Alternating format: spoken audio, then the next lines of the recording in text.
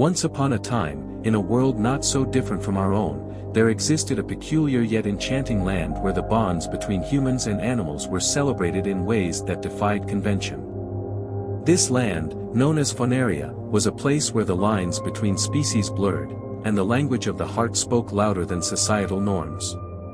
Among the rolling meadows, towering forests, and shimmering lakes of Fonaria lived a tapestry of extraordinary stories, none more fascinating than those of people who found love and companionship in their beloved pets.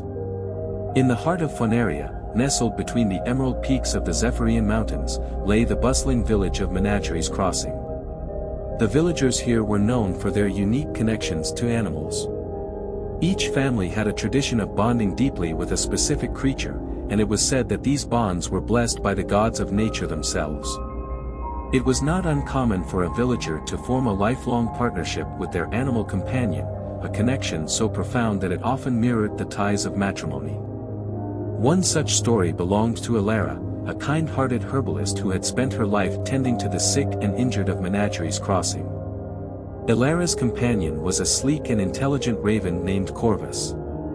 From the moment Alara had found Corvus as an injured fledgling in the woods, their destinies were intertwined. Corvus would accompany her on foraging trips, warn her of approaching storms, and even help her locate rare herbs. Over the years, their bond grew so strong that Alara began to feel as though Corvus understood her in ways no human ever could.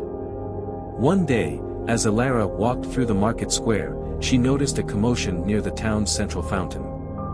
Villagers were gathered around a man named Kale, a wandering storyteller who claimed to have traveled to the farthest corners of Fonaria. Kale's stories were legendary, filled with tales of magic, mystery, and love that transcended boundaries. That day, Kale shared a tale that struck a chord with Alara. In the kingdom of Lunara, Kale began, there once lived a princess who fell in love with a lion. Her love was so pure and her bond so strong that the gods granted the lion the gift of speech, allowing them to communicate and live as equals. Their union brought peace to the warring kingdoms of humans and beasts, proving that love knows no bounds. Alara's heart raced as she listened. She wondered if the bond she shared with Corvus could ever be understood or accepted in such a way. That night, she confided in Corvus as they sat by the fire. "If only the world could see what I see in you," she whispered. Corvus tilted his head and cawed softly, as if in agreement. Meanwhile, in a neighboring village, another unique bond was forming. Arlo, a farmer with a gentle soul, had always been an outcast due to his love for his dog, Willow. Willow was no ordinary dog, she was a magnificent Great Pyrenees with a coat as white as snow and eyes that seemed to hold ancient wisdom. Arlo had raised Willow from a pup, and together they had weathered the storms of life, both literal and metaphorical. To Arlo, Willow was more than a pet, she was his confidant, protector, and partner in every sense of the word. One fateful day, a terrible drought struck Fonaria, threatening the livelihoods of farmers across the land. Arlo and Willow worked tirelessly to keep their crops alive, but their efforts seemed futile. As despair set in, Arlo turned to an old legend he had heard as a child. It was said that those who truly understood the language of the heart could summon the rain spirits by performing a sacred dance with their dearest companion. Determined to save his village, Arlo stood in the center of his parched fields with Willow by his side. As the sun set, painting the sky in hues of crimson and gold, Arlo began to dance. His movements were awkward at first, but as he focused on the bond he shared with Willow, a rhythm emerged. Willow joined in, her graceful leaps and bounds matching Arlo's steps. Together, they created a dance so harmonious that it seemed to echo through the heavens. The clouds gathered, and rain began to fall, drenching the earth and reviving the crops. The villagers, who had once scoffed at Arlo's devotion to Willow, now looked upon the pair with newfound respect. From that day forward, Arlo and Willow were celebrated as heroes, their bond hailed as a testament to the power of love and unity. Word of Alara and Corvus, as well as Arlo and Willow, spread throughout Fonaria, inspiring others to embrace the connections they shared with their animal companions. These stories reached the ears of the High Council of Fonaria, a group of wise leaders who governed the land. Intrigued by the tales, the council declared a festival to celebrate the bonds between humans and animals. They named it the Concordia Festival, a grand event where people could share their stories, showcase their partnerships, and seek blessings for their unions. The first Concordia Festival was a resounding success. Among the many who attended were Elara and Corvus, as well as Arlo and Willow. Their stories captivated the audience, and their courage inspired others to share their own tales. One couple spoke of a woman who had married her horse, claiming that their shared love of freedom had forged an unbreakable bond. Another told of a man who had wed his cat, a clever and mischievous feline who had saved him from a deadly snakebite. As the festival continued year after year, the boundaries of love and companionship expanded, weaving a rich tapestry of connections that defied the ordinary. Fonaria became a beacon of acceptance, a land where the heart's desires were celebrated in all their forms. The stories of Elara, Corvus, Arlo, and Willow were passed down through generations, reminding all who heard them that love, in its purest form, transcends the confines of convention. The Guardians of Fonaria. The bonds between humans and animals in Fonaria were not just limited to companionship. In the hidden corners of this magical land, there were those who took their connections to another level. Known as the Guardians, these individuals shared a mystical link with their animal partners, granting them extraordinary abilities. Among the most revered of the Guardians was a young warrior named Kalen and his majestic wolf companion, Fenrir. Kalen had grown up as an orphan in the wild, raised by Fenrir and his pack. Their bond was forged in the crucible of survival, and it was said that Kalen could communicate with wolves as if they were his kin. Together, Kalen and Fenrir protected the forests of Fonaria from those who sought to exploit its resources. Their reputation as fierce defenders spread far and wide, and they became symbols of the harmony that could exist between humans and nature. Their bond was not without trials.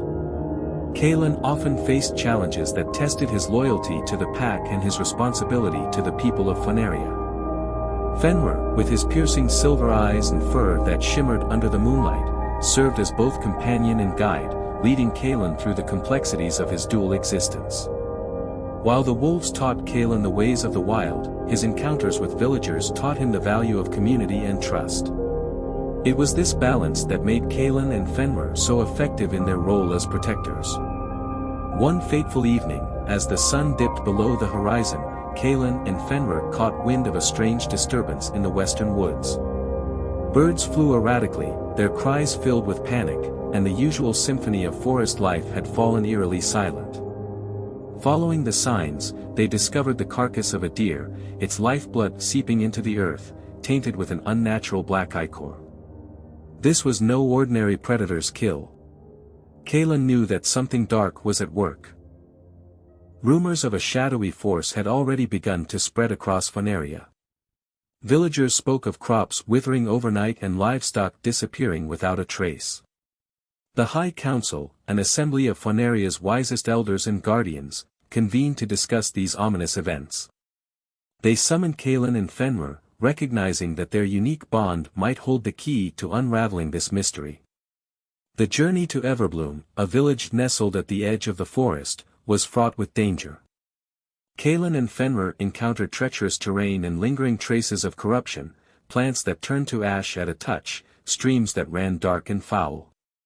Yet, amidst the despair, they found allies. A pair of guardians from distant regions joined their quest, Mira, a healer bonded with a falcon named Arion, and Dane, a stoic warrior partnered with a bear named Thalos. Together, their combined strengths brought a glimmer of hope.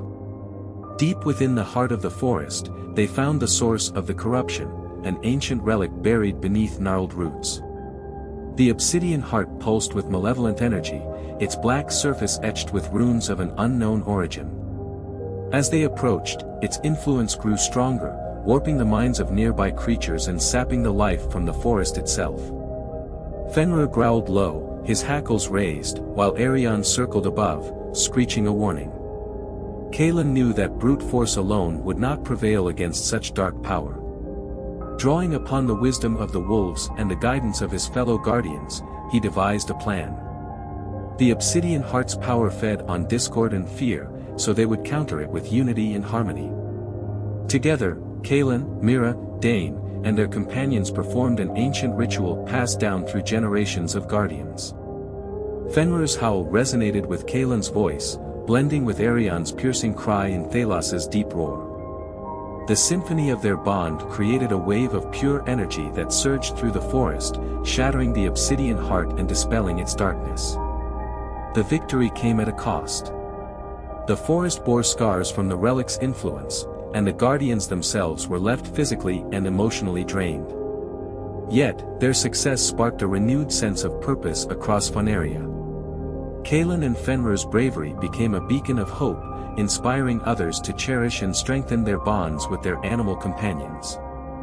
From that day forward, the tale of Kaelin and Fenrir was told around campfires and in village squares, a reminder that the greatest strength lay not in individual power, but in the connections forged between beings.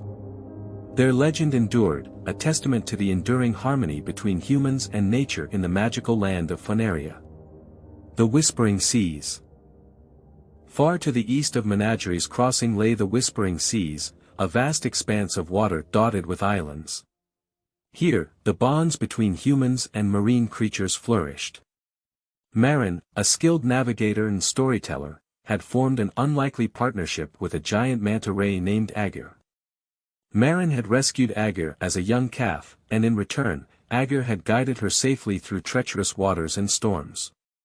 Marin and Aegir's adventures became the stuff of legend. Together, they discovered hidden islands, unearthed sunken treasures, and shared their tales with those who dared to venture into the open seas. The people of the coastal villages revered Marin not only for her courage but also for her ability to weave stories that brought the magic of the sea to life. Aegir, with his graceful movements and immense wingspan, became a symbol of the deep's enigmatic beauty and power. One day, Marin heard of a mysterious whirlpool known as the Maelstrom, said to guard a treasure of unimaginable value. Determined to uncover its secrets, Marin and Aegir set out on their most daring journey yet. As they sailed toward the Maelstrom, Marin studied maps and listened to the whispers of the sea folk, piecing together fragments of its legend. It was said that the Maelstrom's origins were tied to an ancient guardian of the seas, a leviathan long thought to be extinct. The journey was fraught with peril. They faced fierce storms that whipped the sea into towering waves, cunning sea serpents that sought to ensnare them in their coils, and the inexorable pull of the whirlpool itself, which seemed to reach for them with unseen hands. Yet, Marin and Aegir's bond proved unbreakable. With each challenge, they found new ways to support one another. Aegir's agility allowed him to guide their vessel through labyrinthine reefs, while Marin's sharp instincts and quick thinking saved them from countless threats. As they approached the Maelstrom, the sea's roar grew deafening, and the sky darkened as if mourning the lives claimed by its vortex. At its heart, they found the source of its power, an ancient artifact known as the Ocean's Crown. The crown was a circlet of coral and pearl, glowing with a soft blue light that seemed to calm the raging seas around it. But the treasure was not unguarded. The Leviathan Guardian, a colossal creature with shimmering scales and eyes like the depths of the abyss, emerged from the depths to challenge them. Marin understood that the Guardian was not a mindless beast but a protector of the sea's balance. She approached it with respect, offering words of peace and an understanding of their shared goal to protect the seas. Aegir swam alongside the Leviathan, his presence a testament to the harmony that could exist between humans and the ocean's creatures. The Leviathan, recognizing their intent, relented, allowing Marin to take the ocean's crown on the condition that it be used to safeguard the seas and not for personal gain. With the ocean's crown in her possession, Marin felt its power flow through her. She and Aegir returned to the coastal villages, where they used the crown to calm storms, heal poisoned waters, and ensure bountiful harvests from the sea. Their tales spread far and wide, inspiring a new generation of navigators and guardians to forge their own bonds with the ocean's inhabitants. The legend of Marin and Aegir endured, a shining example of courage, respect, and the unbreakable connection between humanity and the natural world. The Whispering Seas, once a place of mystery and danger, became a symbol of unity and the endless possibilities that lay in the bonds between land and sea.